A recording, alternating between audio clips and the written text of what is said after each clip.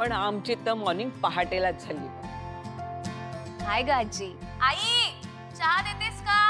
आणते आणते बाळा। अगं आणतच होते मी। सासूबाई गरम आहे सावकाश। हे घे बाळा, इथे ठेवू का मी? नको दे।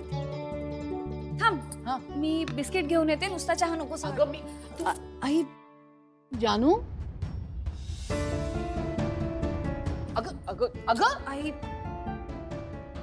कशाला घाई गडबड करतेस? हा बरी आहेस का?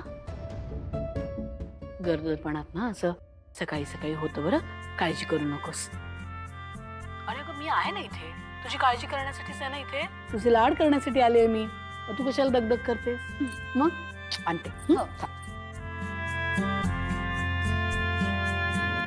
मला ना कसं तरीच होतंय, म्हणजे मला भूक तर लागते पण काही खावंसच वाटत नाही, म्हणजे मला काही जातच नाही। अगं बाळा, या दिवसात असंच होतं बघ।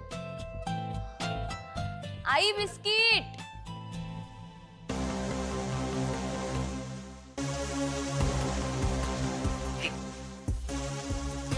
काही लागलं तर मला सांग बरं। थँक्यू।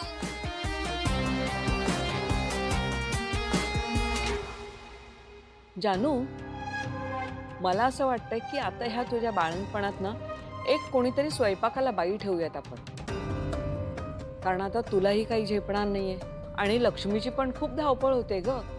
आजी तू जे बोलतेस ते मला कळतंय ग, पण जयंतला नाही ना चालणार। आजी मी काय म्हणते, ते स्वयंपाकीण बाई इथे ठेवण्यापेक्षा आपण काहीतरी दुसरं ऑप्शन शोधूयात का? म्हणजे ही गोष्ट मी जयंतच्या कानावर घालते, पण मग काय होईल माहितीये का, जयंतच एक्स्ट्राच्या सगळ्या कामांचा भार उचले। अगं जयंत काय स्वयंपाक करणार आहे आणि तोही रोज?